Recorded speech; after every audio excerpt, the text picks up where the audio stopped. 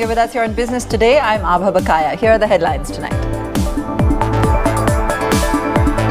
Volatility on D Street again. Sensex seesaws nearly 1,000 points before closing down 149 points.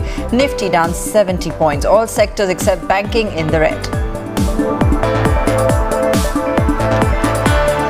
No market for startups. Paytm and Nykaa hit their lifetime lows. Investors lose more than 1,30,000 crores in less than 3.5 months. Finance Minister steps up the heat on Chitra Ramakrishna and other accused in the NSE fraud case with a multi-pronged probe. CBI, SEBI and the Income Tax Department join forces to weed out the Himalayan guru. After NSE, spotlight shifts to SEBI for its role in probing the fraud. Questions being asked whether it delayed the probe or is it too soft on the accused. Chairman of ABG Shipyard Rishi Agarwal grilled again by the CBI at its office in Delhi. Sources say little chance of banks recovering their 23,000 crore rupees.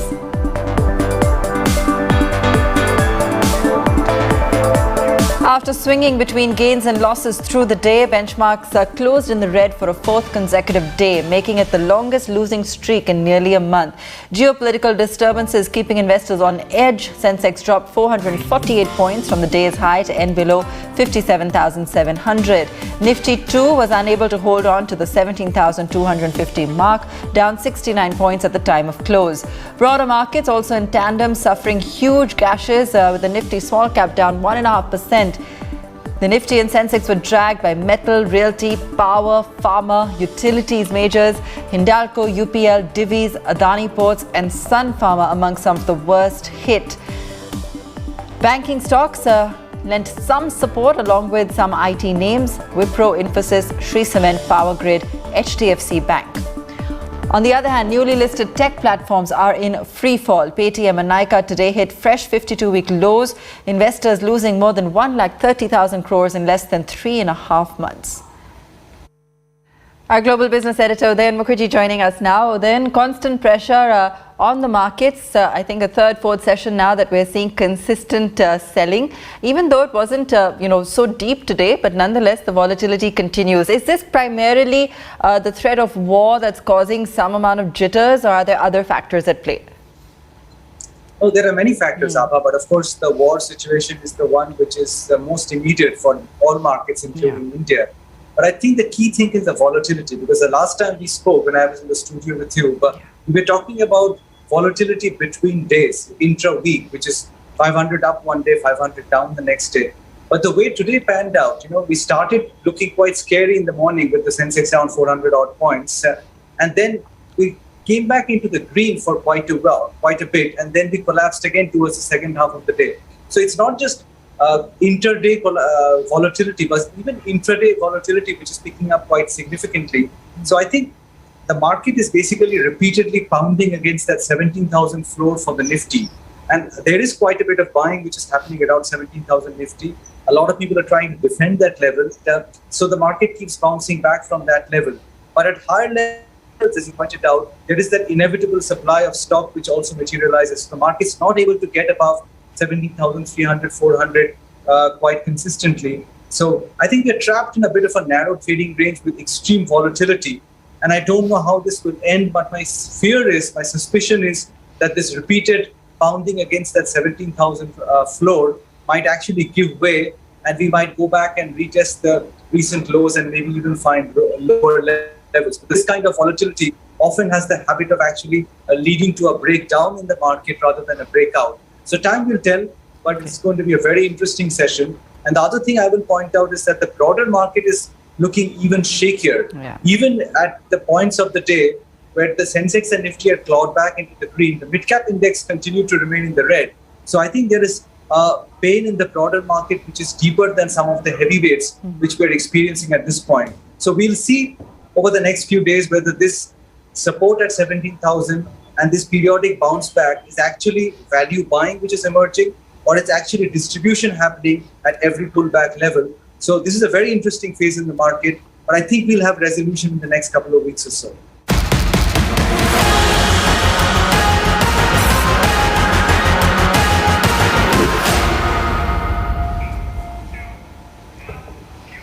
It's only of the most extraordinary fraud cases the country has witnessed, beyond normal comprehension, even imagination.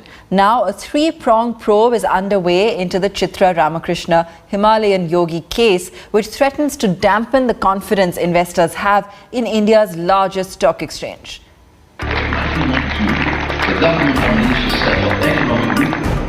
The flash bulbs, the flower bouquets, the adulation, all hiding one of the most bizarre tales in Indian corporate history.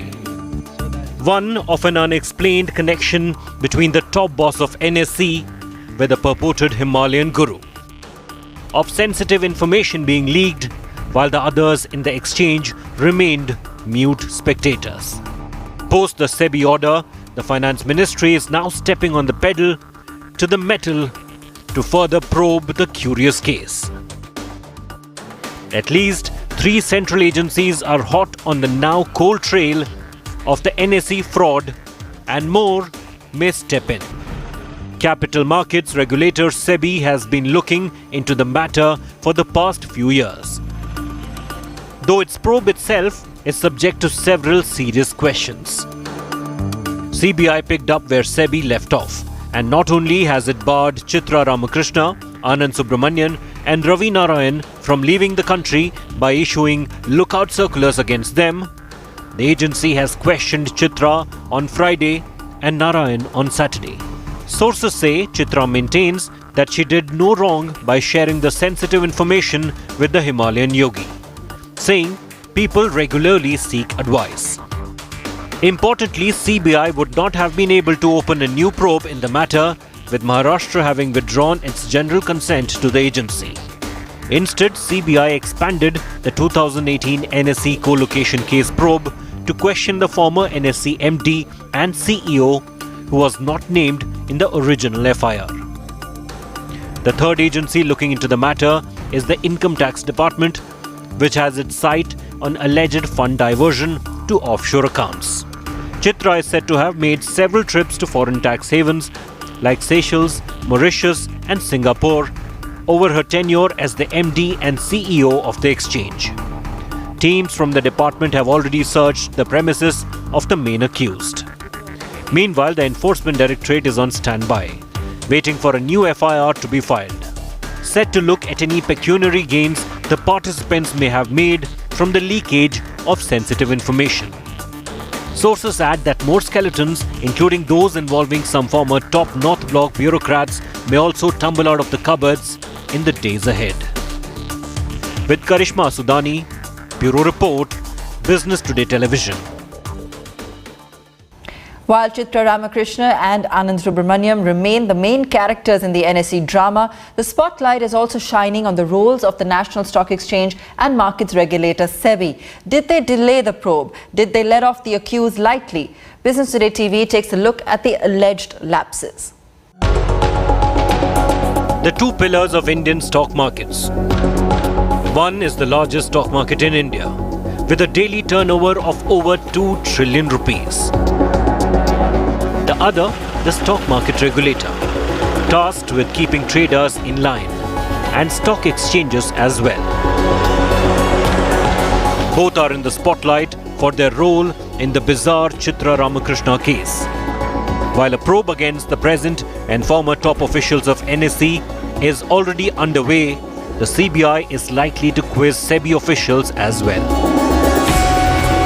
SEBI issued a 190-page order on governance lapses at the exchange earlier this month. More than 5 years later, after Chitra Ramakrishna resigned as the MD and CEO of NSE. Some questions are being asked of the regulator. Did SEBI take too long in issuing the order on NSE? Did SEBI let Chitra Ramakrishna off lightly? Did SEBI not invoke the more stringent charges of fraud for information leak? Is there a criminal conspiracy angle as well?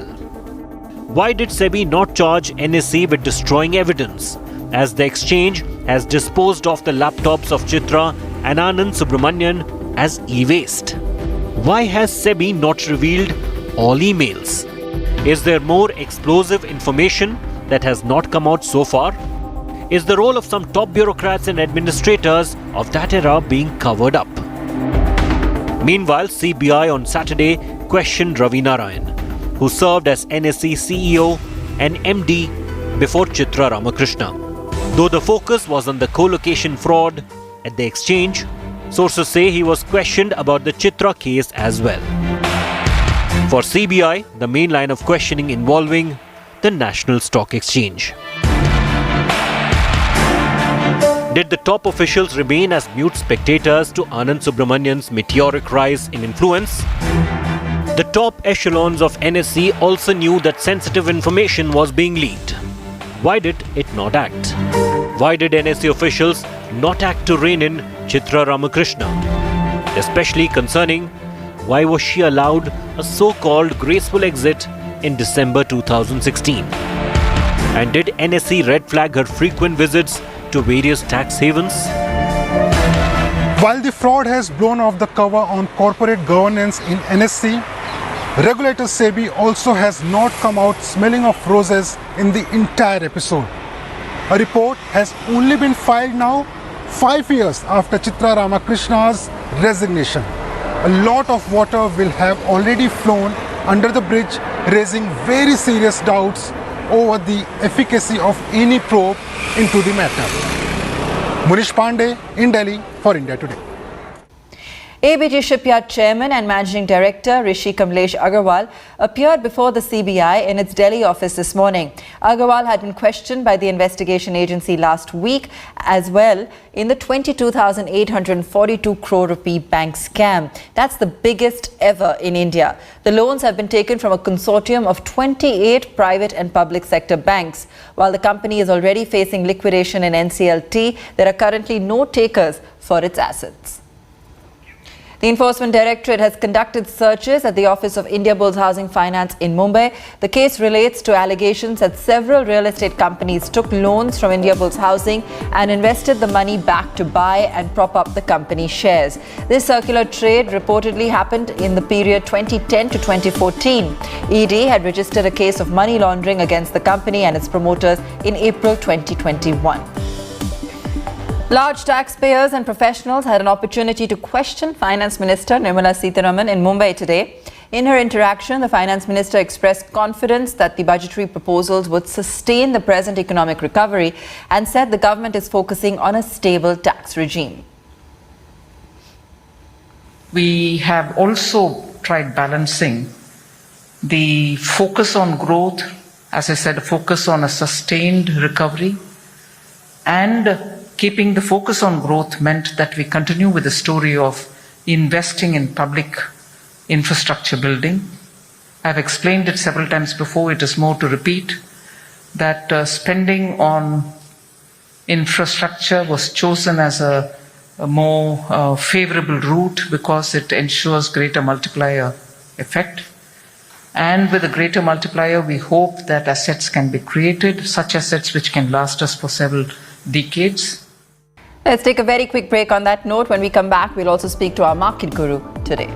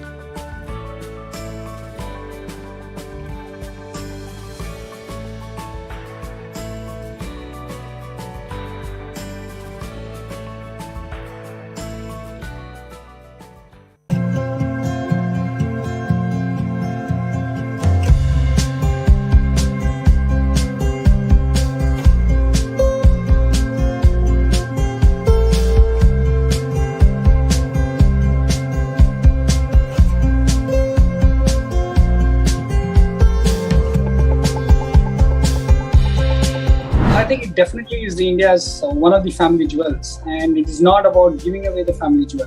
It is about using it for strategic development. It is one of the most I think not only economically valuable, but also socially valuable. LIC is not just an insurance company, it's almost a way of life that people say, let's invest with LIC.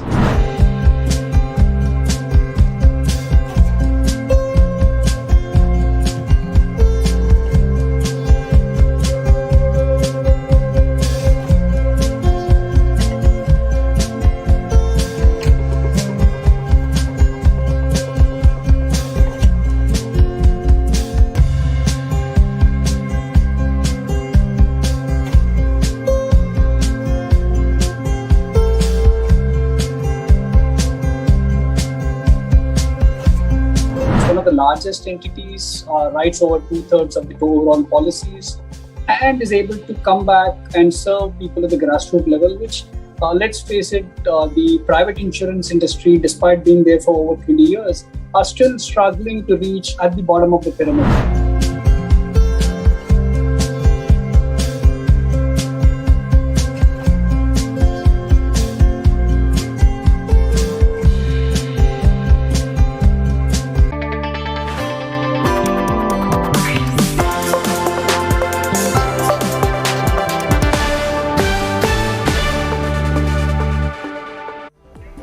Welcome back. Investors are finding it difficult to be optimistic in a market where geopolitical tensions weigh and Fed rate hikes loom large.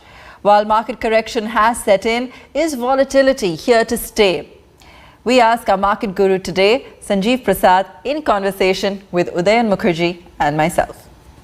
Our guest for today, an old-timer from the market, a veteran of many bull and bear markets, Sanjeev Prasad of Kotak Institutional Equity. Sanjeev, great to see you again. And it's an interesting time to get you on because the year has started with such a volatile fashion. Do you get the sense that this could be one of those years after 2 good years that we could even have a down year by the end of it, 2022? It's possible. Anything is possible in markets, as you know, Udayan. See, the challenge for this year is the starting point is not that great. And you also have a lot of events on which, unfortunately, nobody has any control. So number one is, of course, valuations are on the higher side. When you're looking at the market, which is more like 20 times FY23 earnings. So that's clearly on the higher side. And more specifically, if you look at individual stocks, many of them are well above the pre-COVID levels. So you have a risk of derating in some of the things as we go forward. Now, remember, when I say 20 times, that is already factoring in the very strong earnings growth both in FY22 and FY23. So for FY22, for example, for the Nifty 15 days, we are looking at about 35-36% growth in net profits. And for FY23, we're looking at another 18% on top of that. But all that good news is already priced in the form of fairly expensive valuations. And on the negative side, of course, bond yields have already gone up, both globally and domestically. Looks like they will head up further. And I just hope in India we don't have a repeat of what we have seen in the US in terms of central banks suddenly making a big pivot on the whole inflation point, right? So as of now, we're looking at inflation being somewhat soft in the second half, but that's what RBI is projecting. God forbid if inflation is on the higher side and RBI has to raise rates much faster than what the market is assuming currently, then that also could be a big negative. And don't forget, we are in the middle of a big geopolitical crisis as of now. Who knows, what's the final outcome over here? So all the base case scenario obviously assumes that there is no further deterioration of the situation in Europe with respect to Russia-Ukraine relationships, and things calm down hopefully over a period of time. But we don't know, and the clear risk is if something goes out of hand, if Russia actually invades Ukraine, all bets are off in that case. You could see a market which has a pretty significant downward in that case. Yeah, so the setup is not very good there, I would say. How much downside do you see in the markets, Sanjeev, in the event of this volatility continuing? Because so far we've had a correction which cannot be called deep even by a bull market correction standard, 7-8%, not much more than that. Do you think we'll get away with a cut like this, or could we be staring at something like a 20% correction, which would count as a deep correction? And in the past, in bull markets, we've had running 20% corrections. Do you fear this could be that severe a dip? If you look at on the volatility point, day-to-day basis, depending on the news flow coming out of the US Fed or the Russia Ukraine issue, you will have volatility in the market. But if you look at the Indian market, the last 6 months, it actually gone nowhere. It's pretty much at the same level, on a plus minus 5% basis. That's where the market has been pretty much trading. And I hope that's the case. Actually, that's not a bad outcome for the market, given where we are in terms of the starting point, as I was saying, valuation of rich. Many of the growth/quality stocks are trading at pretty rich valuation. So I think we have to go through a time correction. So that's not a bad outcome as we have been seeing in the last 6 months. A really ugly outcome could be things getting out of hand on the geopolitical side, which means you could have a pretty serious cut in the market. Whether they go down 15 times, which is more like 25% correction from current levels, we'll have to wait and see. But if you look at the market and if you look at yield gap, which is what I focus on, currently you have 10-year GCP to about 670 basis points, 6.7%. And your earning yield is, let's say, 1 upon 20, so about 5%. So the gap is somewhere over 170 basis point. A good case situation for the market is, let's say, when the bond and earning yields are similar. But that will unfortunately only happen when the market corrects to 15 times, and from 20 to 15, that's a pretty big cut for the market. That's like an 8% cut. I hope we don't see that situation, but it's a possibility, definitely, given where we are in terms of, the geopolitical issue that we are staring at, bond yields, which will definitely go up from where we are, and a lot of good news on earnings and recovery, etc., completely priced in the market. The market itself has not corrected much, as we've been discussing, but the part of the market which has really collapsed is all these new digital IPOs. And that's the one which is causing a lot of discomfort for many of these IPO investors of 2021, whether it's the Paytms or Zomatos or now even the Nykaas of the world. Do you think these prices have adjusted enough? The reset has happened, or do you see even more price erosion happening in these names? The reason why the price correction is happening, remember, these are companies with very back-ended cash flows. So currently, many of them, barring Nykaa, they don't make any profits. It is expected that in the future they will make profits. And whenever interest rates go up, logically, you should also be working with higher, WACC or discount rate, which essentially means that any company which has very back-ended cash flows, you will see a deep dash or deep cut in the balance sheet of that particular company. So it's simple, DCFs, whatever is working out over here. Companies which have a lot more, upfront cash flows, if you increase the WACC by, let's say, 100 basis points, you will not see that big a cut in the valuation. But any company with negative cash flows in the foreseeable future, a lot of value coming in the future and in the terminal value, you cut the back, your valuation goes down dramatically. So I suppose that's what is going on over here. People are just building in higher discount rates for the market in general, and more specifically for these companies.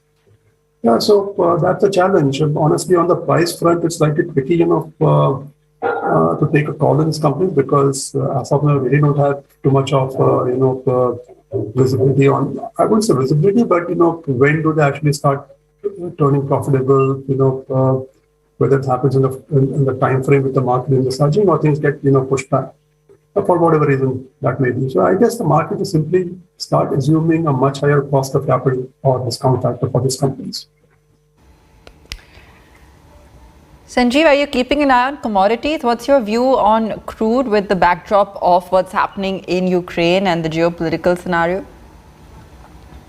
I assume some of the geopolitical risk is already priced in, but of course, the risk is something actually going wrong, and then the Western countries coming in imposing some sort of sanctions on Russia in whatever form that may be. And I don't know how that affects Russia's supplies of oil and gas, because things are very tight as of now, as we know anyway. If you look at the supply-demand balance for crude for calendar 22, I should say, that is incremental demand is somewhere about 3.3 million barrels per day. Non-OPEC incremental supply would be somewhere about 2.7. So obviously, you still have to depend on OPEC supply to rebalance the market. And for whatever reason, Russia supplies goes down, and that's actually the biggest producer of oil globally. So that can have a very dramatic impact on the market. I hope all that negative news is already priced in, and actually, things cool off from where we are. Watch the full show on businesstoday.in and also on our YouTube channel.